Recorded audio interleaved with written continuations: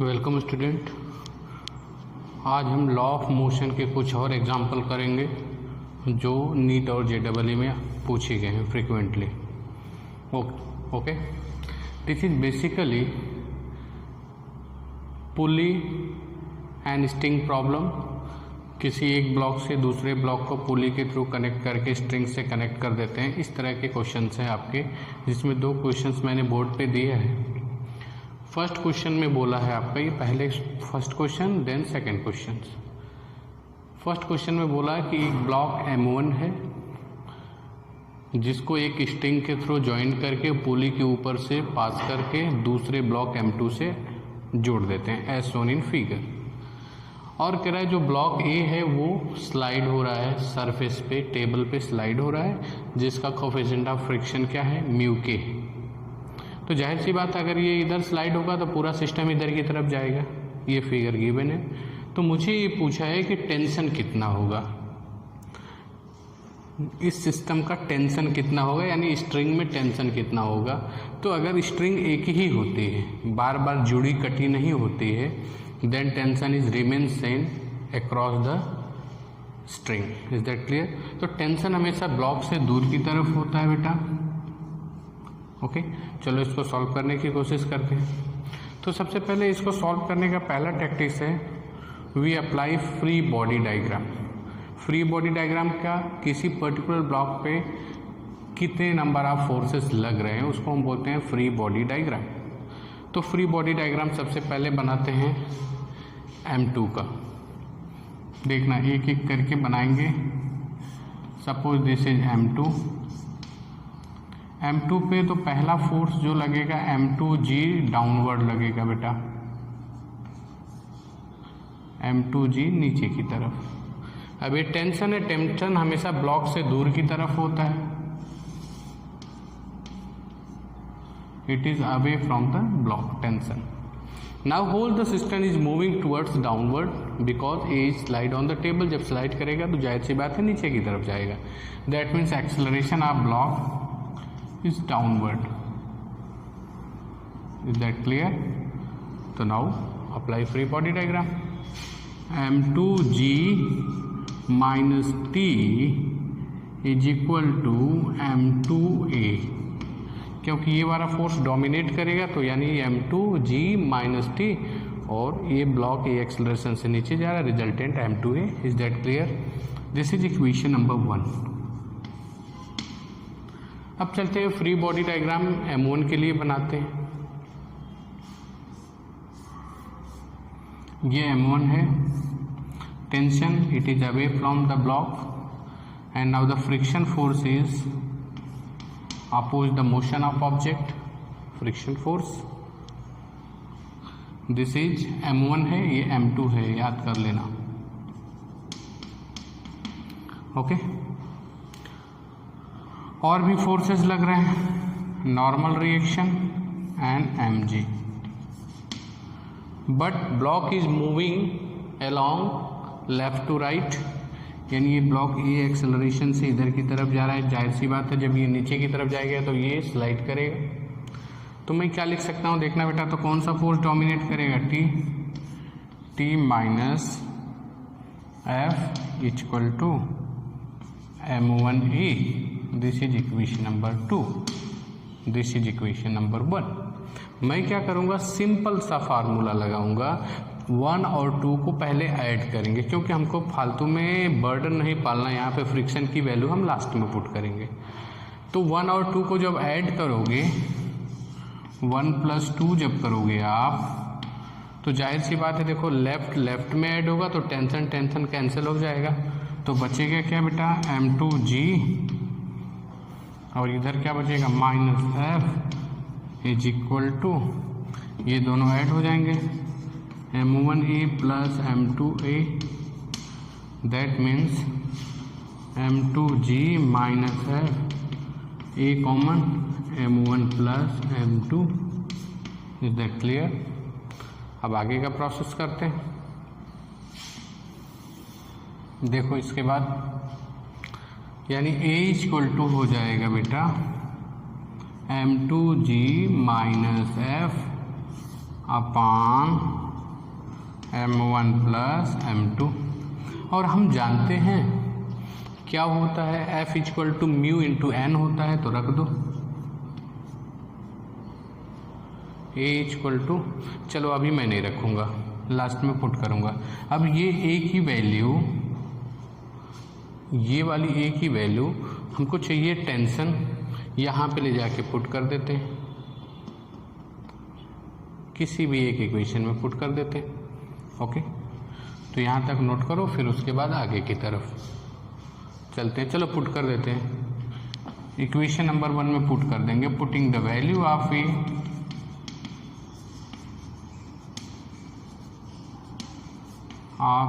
इन 1 में रख दो ए की वैल्यू, हमको पहले ए मिला है तो रख दो यहाँ पे। तो चूंकि हमको टेंशन चाहिए तो टी को इधर कर दो, m2a को इधर कर दो, तो ये क्या हो जाएगा, m2g minus m2a equal to T. m2 common कर लो बेटा, तो ये हो जाएगा g minus A equal to T. अब a की वैल्यू को पुट करेंगे, जब a की वैल्यू को पुट करोगे तो क्या हो जाएगा, इसको देखते हैं। अभी इधर रब कर देते हैं, फ्री बॉडी डायग्राम से कोई मतलब नहीं है अभी।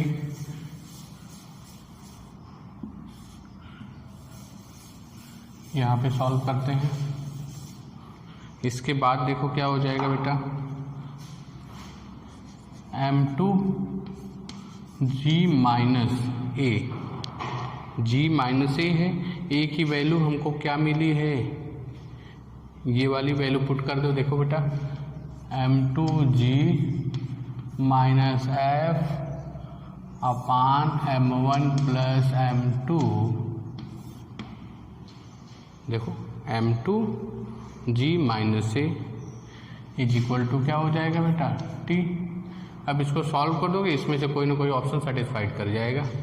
m2 तो बाहर ही रखेंगे, LCM m1g plus m2g minus m2g plus f हो जाएगा। सिंपल सोल्यूशन है आपका, m1 plus m2 equal to क्या हो जाएगा आपका t। अब m2g से क्या हो जाएगा बेटा, कैंसल हो जाएगा, ये हो जाएगा m2,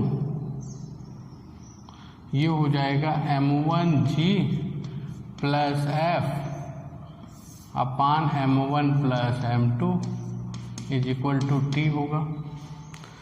अब हम जानते हैं f इक्वल टू क्या होता है, म्यू इंटू एन होता है। तो देखो m1g plus mu into N upon m1 plus m2 equal to t, इधर नोट कर लो। फिर उसके बाद लास्ट है आपका ये लास्ट टर्म, तो क्या हो जाएगा आपका m2 m1g प्लस म्यू के दिया है तो के लिखेंगे। n इक्वल टू, देखो यहाँ पे मैंने बनाया था n इक्वल टू क्या था बेटा, m1g था, नॉर्मल रिएक्शन। यहाँ पे देखो नॉर्मल रिएक्शन इक्वल टू क्या हो जाएगा, m1g। तो नॉर्मल रिएक्शन के प्लेस पे हम क्या रख देंगे, m1g upon m1 plus m2 equal to t। अब क्या करेंगे बेटा, m1 को कॉमन कर लेंगे, m1 m2, ओके, m1 को कॉमन कर दो, यहाँ पे क्या बचेगा, g प्लस म्यू के g, देखो m1 को कॉमन कर, g प्लस म्यू के g upon m1 plus m2, last term m1 plus m2 sorry m1 m2, ये हो जाएगा 1 प्लस म्यू के, g को भी कॉमन कर लिया, m1 plus m2 equal to t। This is the tension in the string. Which option is correct, m1, ये तो करेक्ट नहीं होगा, m1 m2 1 प्लस म्यू के g upon m1 plus m2, B option is correct. This question is asked in AIPMT 2015। तो आसान है, क्योंकि मुझे डिटेल में बताना पड़ता है। अगर जल्दी जल्दी करोगे तो क्वेश्चन को सॉल्व करने में 2 मिनट्स लगेंगे। कुछ क्वेश्चंस थोड़ा लेंदी होते हैं, कुछ एकदम बिल्कुल देखते ही ऑप्शन कर सकते हो। Is that clear? तो मिक्सअप होता है। चलो नेक्स्ट क्वेश्चन की तरफ चलते हैं, इसको नोट कर लो।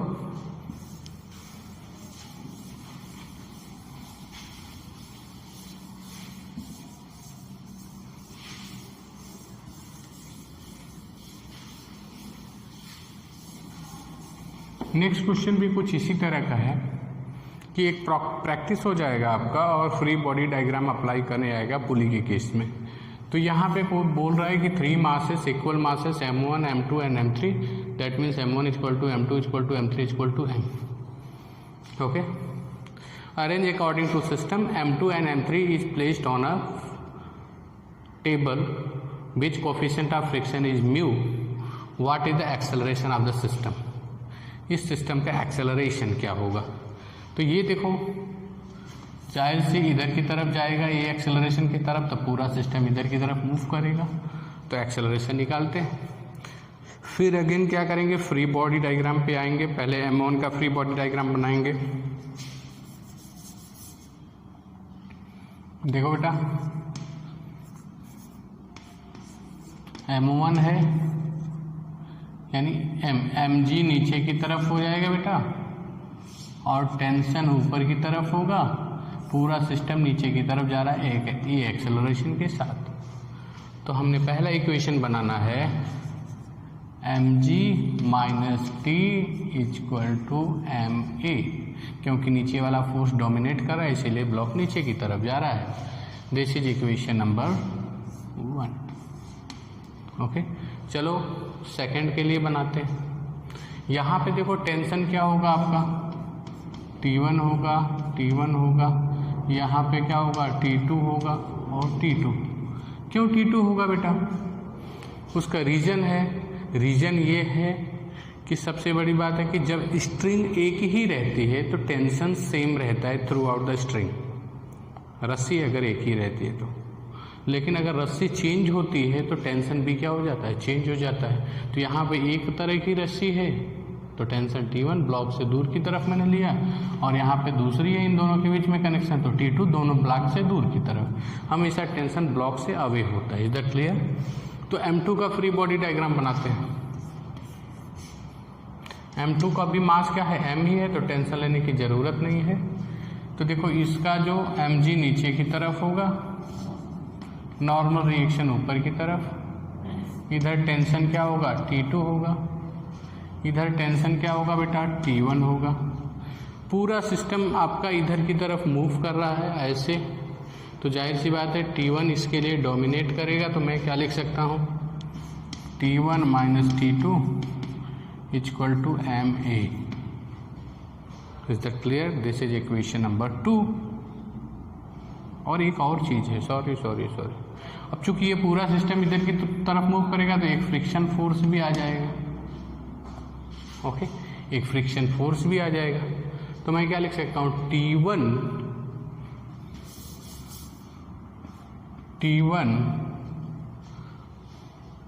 Minus T2 plus F is equal to ma, यानी T1 minus T2 plus F equal to ma। This is equation number 2। F की भी वैल्यू रख सकते हो चाहो तो। अब मैं क्या करने वाला हूँ, ध्यान से देखना, रख दो यहीं पे, नहीं रखते नहीं है। चलो तीसरे का ब्लॉक डायग्राम बनाता हूँ, फ्री बॉडी डायग्राम। ये भी m है, तीनों का मास सेम है। इसका mg नीचे की तरफ, नॉर्मल रिएक्शन ऊपर की तरफ। ये है आपका T2, और इधर सिर्फ एक ही फोर्स लग रहा है, वो क्या है, फ्रिक्शन फोर्स है। जाहिर सी बात है पूरा सिस्टम इधर की तरफ मूव कर रहा है, तो क्या लिखेंगे, T2 minus F equal to ma। Is that clear? तो यहाँ से क्या करेंगे, T2 की वैल्यू रख देंगे इक्वेशन नंबर 3 से। T2 इक्वल टू क्या हो जाएगा, ma प्लस F हो जाएगा। ये T2 की वैल्यू यहाँ पे ले जाके पुट कर दो इक्वेशन नंबर 2 में, तो ये बन जाएगा, देखना बेटा, T1 माइनस T2 की जगह क्या हो जाएगा, MA plus F equal to MA। देखो T1 माइनस T2 मतलब ये, इज दैट क्लियर? तो क्या हो जाएगा, T1 minus MA minus F plus F equal to MA। देखना बेटा, ये कैंसिल हो गया, T1 इक्वल टू 2MA, इधर जाके T1 की वैल्यू आई 2MA। अब ये T1 की वैल्यू जो है आपका इक्वेशन नंबर 1 जो था आपका mg माइनस T1 है, इसमें रख देते हैं तो हमको एक्सेलरेशन आ जाएगा। ये T1 की वैल्यू यहाँ पे रख दो, इज दैट क्लियर? जब T1 की वैल्यू यहाँ पे रख दोगे तो क्या आएगा आपका, एक सेकेंड, कुछ गड़बड़ तो नहीं, एक बार चेक कर लेते हैं।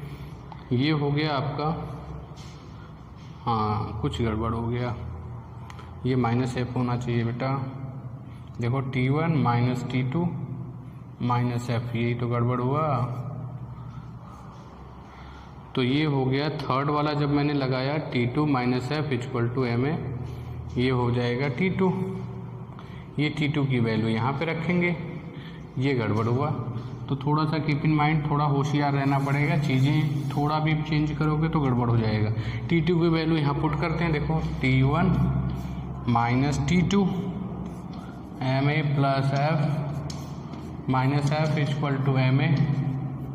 तो देखो T1 minus MA minus F equal to MA, ये हो जाएगा बेटा T1 equal to 2MA plus 2F। अब ये T1 की वैल्यू यहाँ पे रख दोगे, एक्सेलरेशन आ जाएगा। चलो लास्ट में ये T1 की वैल्यू यहाँ पे पुट कर देते हैं, दिस इज इक्वेशन नंबर 1 में। तो क्या हो जाएगा, देखो mg minus T1 2MA plus 2F equal to MA कर दो। तो क्या हो जाएगा, mg minus 2MA minus 2F equal to MA। ये देखो हमको एक्सेलरेशन चाहिए, तो एक्सेलरेशन के टर्म्स को इधर भगा दो, mg minus 2F equal to क्या हो जाएगा, ये MA था, माइनस 2MA उधर जाएगा, माइनस ये हो जाएगा 3MA। तो A इक्वल टू क्या हो जाएगा, mg माइनस 2F अपान क्या हो जाएगा, 3 हो जाएगा। अभी फ्रिक्शन की वैल्यू रखना बाकी है, तो फ्रिक्शन की वैल्यू रख देते हैं। देखो A equal to mg minus 2F की जगह होता है mu into n, is that clear, upon 3। और n की वैल्यू क्या है, नॉर्मल रिएक्शन की वैल्यू क्या हो जाएगी, नॉर्मल रिएक्शन की वैल्यू mg के बराबर हो जाएगी। देखो क्या हो जाएगा, A equal to mg minus, कुछ गड़बड़ है ना, यहाँ पे 3m है बेटा। तो देखो बेटा माइनस 2 म्यू n की जगह क्या हो जाएगा, mg अपान क्या हो जाएगा, 3m हो जाएगा। अब सारी वैल्यू m को कैंसिल लेके पहले ही ख़त्म कर दो आप, तो m को जब कैंसिल लेके ख़त्म कर दोगे आप तो क्या हो जाएगा, देखना बेटा। तो यहाँ से इसको एक बार नोट कर लो, फिर उसके बाद ये अभी फिगर का कोई काम नहीं, इसको रब कर देते हैं, देखना बेटा। तो मैंने क्या करना है, m को कॉमन करना है, m को कॉमन करोगे, पहले ब्रैकेट को ब्रेक कर लो, mg माइनस 2 म्यू mg अपान 3m। अभी mg को कॉमन कर लो, mg कॉमन कर लोगे तो क्या हो जाएगा, 1 माइनस 2 म्यू अपान 3m, mm क्या हो जाएगा, कैंसिल हो जाएगा। तो ऑप्शन क्या है, g 1 minus 2 mu upon 3, which option is correct, C option is correct. इस तरह से आपके पुली वाले क्वेश्चंस को सॉल्व करते हैं। टेंशन जहाँ पे होता है, कोफिशिएंट ऑफ फ्रिक्शन होता है, बहुत सारी चीज़ें होती हैं, इस तरह से उसको टैकल करते हैं। Is that clear? चलो एक क्वेश्चन और करते हैं, इसके बाद थोड़ा और चीज़ें क्लियर हो जाएंगी। This question is asking AIPMT 2010। उसने बोला कि कोई मोटर है, गाड़ी है या फोर व्हीलर है, जो भी है, बस है, कुछ भी कह सकते हो, वो ए एक्सेलरेशन के साथ फॉरवर्ड डायरेक्शन में मूव हो रहा है। एक कार्ट है, मतलब एक ब्लॉक है जिसका मास स्मॉल m है, वो इससे चिपका हुआ है। यानी अगर मैं किसी चीज़ को ऐसे रख के तेज़ी से हाथ को घुमाऊंगा तो ये चौक नहीं गिरेगा। तो कह रहा है ये एक्सेलरेशन की वैल्यू कितनी होगी कि ये ब्लॉक जो है ये नीचे की तरफ न गिरे, उसी पे चिपका रहे। यानी कितनी तेज एक्सेलरेशन हो कि ये ब्लॉक नीचे न गिरे, स्लाइड ना हो, इसी पे चिपका रहे, वो एक्सेलरेशन की वैल्यू कितनी होनी चाहिए। ये क्वेश्चन AIPMT 2010 में पूछा है। It is based on pseudo force.